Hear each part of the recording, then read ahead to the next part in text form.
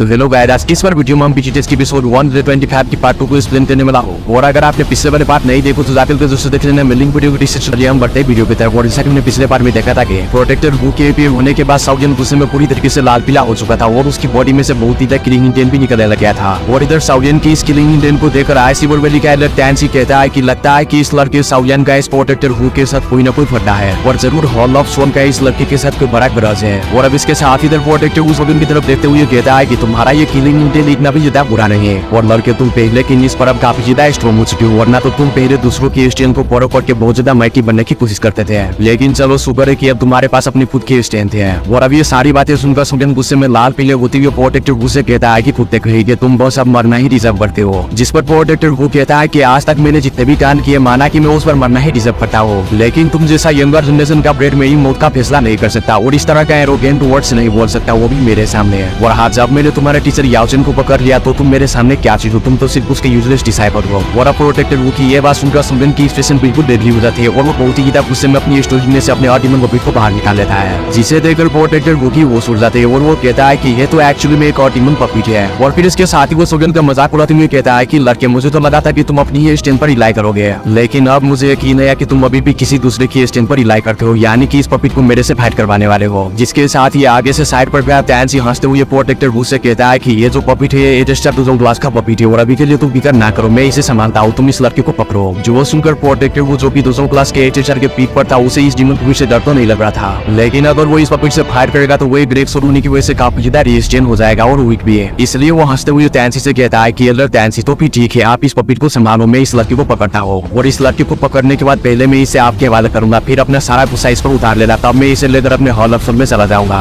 जिसके साथ ही इधर अपना साउजन बड़े आराम से एक स्माइल के साथ प्रोटेक्टर हु से कहता है कि कुत्ते पे कि अभी के लिए रिलैक्स हो जाइए, डीमन पपीट तुम्हारे लिए नहीं है, तुम्हें किल करने के लिए बस मैं ही काफी हूँ। अब साउजन की ये बात सुनकर प्रोटेक्टर हु के रंग उड़ जाते हैं और वो गुस्से में कहते हैं कि लड़के तुम्हारी जुबान पहले की तरह अभी भी बहुत ज्यादा लंबी है। और फिर इसके साथ ही साउजन अपने दिल में सोचता है कि इस प्रोटेक्टर हु की स्ट्रेंथ पहले से बहुत ज्यादा बढ़ चुकी है। लगता है कि जब इसने मेरे मास्टर को हॉल ऑफ सोन में पकड़ कर ले गया था तो हॉल ऑफ सोन ने इसे काफी ज्यादा हाइट वार दिया है और इसकी कल्टीवेशन पर भी काफी ज्यादा मेहनत की होगी, जिस वजह से प्रोटेक्टर इतने थोड़े सालों में ही दूसरों क्लास के पीक पर पहुंच गया है। मगर फिर भी साउजन को प्रोटेक्टर हु की इस स्ट्रेंथ से गंदा भी फर्क नहीं पड़ता। वो गुस्से में अपनी हैबिटेड स्वॉर्ड को बाहर निकालकर उसे प्रोटेक्टर हु की तरफ फोन करके कहता है कि तुम्हारी लाइफ अभी के लिए मेरी है और अब मैं इसे खत्म करके ही रहूंगा। जो सुनकर प्रोटेक्टर हु काफी ज्यादा गुस्से में जाता है और वो अपनी ब्लैक ओवर लिसेंस से साउजन पर लाइटनिंग की स्पीड से अटैक कर देता है। जो देखकर साउजन को घंटा भी फर्क नहीं पड़ता, वो अपनी हैबिटेड स्वॉर्ड को अपनी जिरगिंग खुद से कवर करके प्रोटेक्टर हु के उस अटैक को काउंटर अटैक कर देता है। और जैसे ही प्रोटेक्टर हु की वो ब्लैक ओवर लिसेंस साउजन की हैबिटेड स्वॉर्ड से टकराती है तो वो ब्लैक फोक से अंदर इस बॉडी खत्म हो जाती है। जो देखकर प्रोटेक्टर हु काफी ज्यादा हैरान हो जाता है और वो गुस्से में बहुत सारी हैंडसेट को बनाना स्टार्ट कर देता है, जिससे वहां पर बहुत सारी चेन का गुच्छा यानी कि स्पेयर अवेयर हो जाता है और वो उससे साउजन पर हर तरफ से अटैक कर देता है। मगर साउजन को इस चीज से भी कोई फर्क नहीं पड़ता, वो बड़े ही आराम से अपनी जगह पर फरे फरे कहता है कि seeks with body flowing ruler seeks with fire. और ये कहकर साउजन अपने हैबिटेड स्वॉर्ड से अपने आसपास बहुत सारे आफ्टर इमेज बनाना स्टार्ट कर देता है और उन सभी के ब्लैक चेन्स के अटैक ऑन द स्पॉट ही रोकना और खत्म करना शुरू कर देता है। और जैसे जैसे वो ब्लैक चेन साउजन के डिफेंस के साथ टकरा रही थी तो वहां पर बहुत सारी एनर्जी के रिपल हर तरफ फैल रहे थे। और जब इधर प्रोटेक्टर हु देखता है कि उनके सारे के अटैक खाली जा रहे थे, वो कहता है कि एक छोटा सा 2 स्टार दूसरों क्लास का एक्सपर्ट मेरे अटैक को रोककर उनसे हेड ऑन फाइट करने की कोशिश कर रहा है, तुम सच में मरना चाहती हो लड़के। और ये कहकर प्रोटेक्टर हु जोर जोर से हंसने लगता है और इसके साथ ही वो अपनी सारी के अटैक्स को साउजन की फेटल पॉइंट पर यानी कि उसके कमजोर हिस्सों पर अटैक करना स्टार्ट कर देता है। लेकिन अभी साउजन अपना डिफेंस बड़े अच्छे से कर रहा था और वो उसमें थोड़ा बहुत कमजोर भी नजर आ रहा था, क्योंकि अभी के लिए साउजन और प्रोटेक्टर हु की स्ट्रेंथ में जमीन आसमान का फर्क है और वैसे भी दूसरों क्लास के एक स्टार में भी काफी ज्यादा गैप होता है, इस वजह से साउजन अभी थोड़ा बहुत कमजोर नजर आ रहा था। लेकिन फिर भी साउजन प्रोटेक्टर हु के उन सभी के अटैक को बड़े ही आराम से खत्म कर देता है। और इधर साउजन की ये सिचुएशन देखकर टैंसी जो कि साउजन के और डीमन पपीट से फाइट कर रहा था, वो इस चीज को देखकर काफी ज्यादा खुश हो रहा था, क्योंकि अभी साउजन इस फाइट में डिसएडवांटेज में जा रहा था। और अभी इधर देखते ही देखते प्रोटेक्टर हु अपनी ब्लैक चेन के अटैक को और भी बहुत ही ज्यादा स्ट्रॉन्ग कर देता है और उसे साउजन पर हर तरफ से अटैक कर देता है। जो देखकर साउजन अपनी रूलर डिफेंस से उसे रोकने की कोशिश करता है, लेकिन वो ब्लैक चेन साउजन की रूलर डिफेंस को ऑन द स्पॉट ही तोड़ देता है। और ये चीज देखते ही साउजन अपनी 3000 लाइटनिंग मूवमेंट का यूज करता है और प्रोटेक्टर हु के उन सभी के अटैक को बहुत ही ज्यादा स्पीड के साथ डच करने लगता है। और जब इधर प्रोटेक्टर हु देखता है कि साउजन सभी के अटैक को डच करके यहाँ से निकलने की कोशिश कर रहा है तो प्रोटेक्टर हु हंसते हुए साउजन से कहता है कि साउजन क्या तुम्हारे पास यही एबिलिटी है जिसके बलबूते पर तुम यहाँ सेंट्रल पेन में आ गए हो अपने मास्टर याओचन को रेस्क्यू करने के लिए? अगर ये बात है तो तुम दिन में सपने देखना बंद कर दो, क्योंकि तुम इस एबिलिटी के साथ अपने मास्टर याओ को कभी भी रेस्क्यू नहीं कर पाओगे। जो सुनकर साउजन जो कि भी प्रोटेक्टर हु के सभी के अटैक को डच किया जाना था, वो इस चीज पर हंस देता है और बहुत ही गुस्से में वो हंसते हुए कहता है कि बहुत ठीक है, तुम सबर करो, जरा मैं तुम्हें दिखाता हूँ। जिसके साथ ही साउजन अपनी हैंडसेल को चेंज करके कहता है कि sky fire 3 mysterious change of heavenly flame horse change green lotus core flame. और साउजन की कहते ही उसकी बॉडी में से ग्रीन लोटस कोर फ्लेम निकलकर वापस से उसकी बॉडी में चली जाती जाती है। और अभी के लिए सौगिन ने स्काई फायर 3 मिस्टीरियस चेंज की फर्स्ट एक्सचेंज को यूज किया था, जिसकी वजह से उसका और बहुत ही बढ़ना शुरू हो गया था।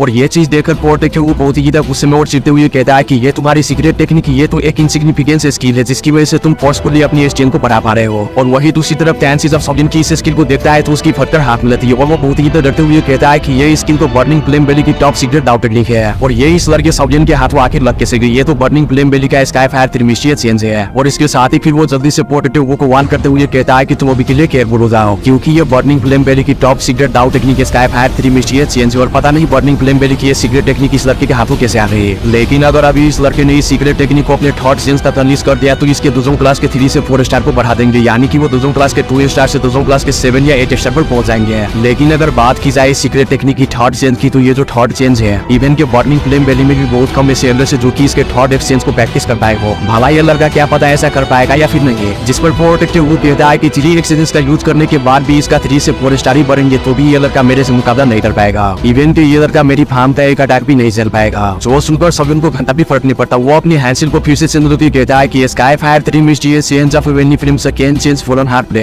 जिसके सारी सौगिन की बॉडी में से एक इनविजिबल फिल्म बाहर निकलती है और वापस से उसकी बॉडी में चली जाती है और उसकी बॉडी के रगों में फैल जाती है। और जैसे ही अभी के लिए सौगिन ने स्काई फायर 3 मिस्टीरियस चेंज का सेकेंड फॉर्म का यूज किया था तो उसका रूप भी काफी ज्यादा अमेजिंग हो गया था और उसका ऑरा भी बहुत ही ज्यादा स्ट्रॉन्ग हो गया था। और वही ये चीज देखकर प्रोटेक्टिव और टैंसी की पूरी तरीके से फट जाती है और उनका मुंह खुला क्या खुला रहता है और वो काफी ज्यादा घबरा भी जाता है, क्योंकि अभी के लिए सौगिन का ऑरा बहुत ही ज्यादा हद तक बढ़ते ही जा रहा था। और इसके साथ ही वो कहता है कि ये इस लड़के का जो ऑरा और स्ट्रेंथ है ये उसकी हेवनली फिल्म की वजह से बढ़ रहा है। आखिर इस लड़के के पास 2 टाइप ऑफ हेवनली फिल्म कहां से आ गई है। और इसके साथ ही फिर टैंसी कहता है कि तो अच्छा यही बात है कि इसकी स्ट्रेंथ इतनी ज्यादा बढ़ चुकी है। अभी के लिए इसने स्काई फायर 3 मिस्टीरियस चेंज की सेकेंड चेंज का ही यूज किया है तो इसकी स्ट्रेंथ इतनी ज्यादा बढ़ चुकी है। अगर ये थर्ड चेंज का यूज करेगा तो इसकी स्ट्रेंथ कितनी ज्यादा ब्रेकनिंग हो जाएगी। और अभी ये जो एबिलिटी ये लड़का शो कर रहा है ये एबिलिटी बर्निंग फ्लेम बेली के चीफ टेंजन के पास भी नहीं है, जिसके साथ ही वही प्रोटेक्टिव बड़े हैरानगी के साथ आगे से कहता है कि अब मुझे यकीन है कि ये लड़का सेंट्रल प्लेन में क्यों आया। ये लड़का काफी ज्यादा करेज था और इसके पास बहुत सारे ट्रम्प कार्ड भी थे, इस वजह से यहाँ पर आ पाया और इसने यहाँ पर आने की हिम्मत की है। और अब ये सारी चीजें कहकर और सोचकर प्रोटेक्टिव को काफी ज्यादा अनईजी फील करने लगता है, क्योंकि उसे डर था कि अगर सौगिन ने इसके थर्ड एक्सचेंज को भी यूज कर लिया तो उसके स्ट्रेंथ दूसरों क्लास के 7 या 8 स्टार पर पहुंच जाएगी। मगर तभी प्रोटेक्टिव को खुद को ये सोचकर दिलासा देने लगता है कि मैंने सुना है कि बर्निंग फ्लेम बेली की स्काई फायर 3 मिस्टीरियस चेंज कभी भी किसी ने अपने थर्ड एक्सचेंज तक यूज नहीं किए। इवन के बर्निंग फ्लेम बेली के चीफ और एल्डर भी इस स्काई फायर 3 मिस्टीरियस चेंज की थर्ड एक्सचेंज को यूज करने से डरते हैं, क्योंकि इसकी जो एनर्जी वो बहुत ही वाइड और वायलेंट है जो कि अपने ही ऑनर को बैकलेस दे जाती है। तो क्या ये लड़का इस तरह की एनर्जी को यूज करेगा, मुझे तो नहीं लगता। और ये सोचकर प्रोटेक्टिव हुए स्लैंड करने लगता है। और इधर अपना सौगिन जो कि प्रोटेक्टिव को खा जाने वाली नजरों से देख रहा था वो भी बहुत ज्यादा उससे मुंह से घंटा भी फर्क नहीं पड़ता वो थर्ड चेंज का यूज करे या फोर्थ चेंज का, आज तो वो इस प्रोटेक्टिव को मार कर ही रहेगा। और अब इसके साथ ही सौगिन अपनी हैंसिल को एक बार फिर से चेंज करता है जो देखकर प्रोटेक्टिव की पूरी तरीके से फट जाती है, वो उसमें से खून भी चुनने लगता है। और वही दूसरी तरफ बहुत सारे लोग सौगिन को आके फाड़ फाड़ कर देख रहे थे और वो सभी कह रहे थे कि क्या ये लड़का सच में स्काई फायर 3 मिस्टीरियस चेंज की थर्ड चेंज को एक्टिव करने वाला है, क्या इसके पास तीसरी हेवनली फ्लेम होगी। लेकिन इधर अपना सौगिन अपनी हैंसिल को चेंज करते हुए कहता है कि sky fire 3 mysterious change of heavenly flame third change bone chilling flame. और सौगिन की ये कहते ही उसकी माथे में से मास्टर येलो की बोन चिरिंग फ्लेम निकलकर सौगिन की बॉडी में हर तरफ फैल जाती है। और जैसे ही मास्टर येलो की बोन चिरिंग फ्लेम सौगिन की बॉडी में फैली थी तो सौगिन की लुक पूरी तरीके से चेंज हो गया था और उसका जो ब्लैक कलर का हेयर था वो पूरी तरीके से व्हाइट कलर में बदल गया था और उसके बैक और व्हाइट कलर के क्रिस्टल भी अपियर हो गए थे। और अभी के लिए सौगिन ने स्काई फायर 3 मिस्टीरियस चेंज की थर्ड एक्सचेंज को यूज कर लिया था, जिसकी वजह से सौगिन का ऑरा बहुत ही ज्यादा हद तक बढ़ चुका था। इवन के वहाँ खड़े खड़े ही सौगिन के आसपास के स्पेस पड़ना सूख जाती है। और अभी के लिए सौगिन का मुंह लाल टमाटर की तरह लाल हो गया था, क्योंकि इस थर्ड चेंज की वजह से जो व्हाइट और वायलेट एनर्जी थी सौगिन की बॉडी में वो काफी ज्यादा फेयर्स थे, जिससे कि सौगिन को थोड़ी बहुत पेन भी हो रही थी। और अभी के लिए सौगिन ने एक्सपेक्ट नहीं था किया कि इन हेवनली फिल्म की वजह से उसकी स्ट्रेंथ इतनी ज्यादा बढ़ जाएगी और इससे जो एनर्जी पैदा होगी वो उससे भी नुकसान हो जाएगी। और ये कहकर और सोचकर सौगिन अपनी बॉडी को थोड़ा तोड़ता मरोड़ता है, जिससे उसकी बॉडी में जो पेन थी वो थोड़ी देर के बाद खत्म हो जाती है। और फिर वो कहता है कि ये स्काई फायर 3 मिस्टीरियस चेंज काफी ज्यादा ओवरवेयरिंग है मेरे लिए। और वैसे अगर सौगिन की बॉडी काफी ज्यादा नेचुरल ड्रेसेस से रिफाइन ना की गई होती तो सौगिन की बॉडी इस एनर्जी की वजह से फट भी सकती थी और वो मर भी सकता था।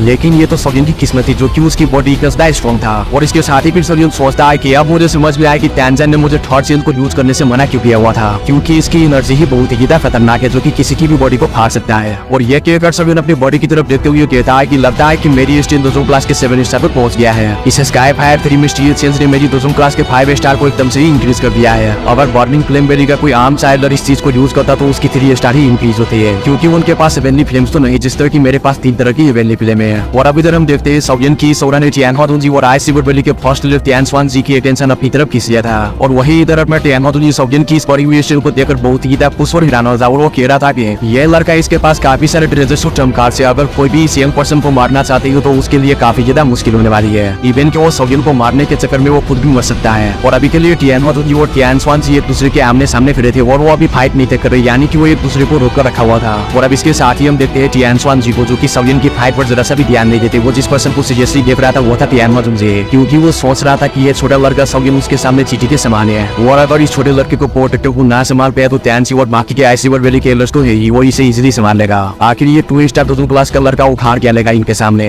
मगर अभी उसे कहा पता था कि ये 2 स्टार 2 क्लास का लड़का ही उसका सब कुछ बटोर कर ले जाएगा। और अब इसके साथ ही दूसरी तरफ हम देखते हैं सोगिन को, जो कि अपनी बॉडी में से बहुत ही एनर्जी को अनलीश करता है और इसके साथ ही वो अपने हैबिट स्वॉर्ड को उठाते हुए बड़े ही गुस्से से प्रोटेक्टिव वू की तरफ देखता है, जो देखकर प्रोटेक्टिव वू की पूरी तरीके से फट जाती है सोगिन की इस खतरनाक नजर से। और अभी के लिए सोगिन को इतने गुस्से में देखकर उसने पेट में सुसु कर दिया था और वो अपनी जगह पर चुपचाप खड़ा था। जो देखकर सोगिन उसे कहता है कि कुत्ते कहे कि मैंने तुम्हें पहले ही कहा था कि आज के दिन में तुम्हारी ले लेकर मार मार कर पिछोड़ा फाड़ कर खिल कर दूंगा। अब सोगिन की ये बात सुनकर प्रोटेक्टिव वू की फटकर चार हो जाती है और वो डरते हुए थोड़ा बहुत हिम्मत करके सोगिन से कहता है कि तुम बहुत ही एरोगेंट बन गए हो। अभी ये जो तुमने अपनी सीक्रेट टेक्निक का यूज किया ये तुम्हारी स्टेन को अभी के लिए बढ़ा तो दिया है, लेकिन इसके लिए अल्टीमेटली टाइम लिमिट होगी और जब वो टाइम खत्म होगा तो तुम्हारी ये सीक्रेट टेक्निक किसी काम की नहीं रहेगी और तुम एक यूजलेस पर्सन बन जाओगे। और तब के टाइम मेरे पास 100 मौके होंगे तुम्हें किल करने के लिए और तब मैं तुम्हें किल करके तुम्हारी सोल को हॉल ऑफ सुख में लेकर जाऊंगा। जो सुनकर सोगिन आगे से कहता है कि ऐसा कुछ होने से पहले ही मैं तुम्हें किल कर दूंगा। अब सोगिन की ये बात सुनकर प्रोटेक्टिव की पसीने छूटने लगते और वो बहुत ही डर जाता है और वहाँ से भागने की कोशिश करता है। और जैसे ही वो 2 स्टेप पीछे रहता है और वहाँ से भागने की कोशिश करता है तो सोगिन किसी गोश्त की तरह उसके पीछे अपनी हाइब्रिड स्वार को लिए अपीयर होता है और वो बिना कुछ देख के अपनी हाइब्रिड स्वार से प्रोटेक्टिव के सर पर अटैक कर देता है। मगर प्रोटेक्टिव बड़े ही मुश्किल से इस अटैक को डस कर पाता है और वो अटैक प्रोटेक्टिव के सर से छूते हुए जमीन पर जाकर लगता है। जो देखकर प्रोटेक्टिव की पड़कर हाथ में आ गई थी और डर के मारे उसकी सतब गधे की पिछवाड़े जैसी हो गई थी। और फिर इसके साथ ही वो बहुत ही डरते हुए कहता है कि अगर मैंने टाइम से रिएक्ट ना किया होता तो यह हाइब्रिड स्वार मुझे गोश्त के टुकड़े में बदल देता। शुक्र है कि मैंने टाइम से रिएक्ट किया। अभी के लिए इस लड़के की स्पीड बहुत ही ज्यादा बढ़ चुकी है सीक्रेट टेक्निक की वजह से।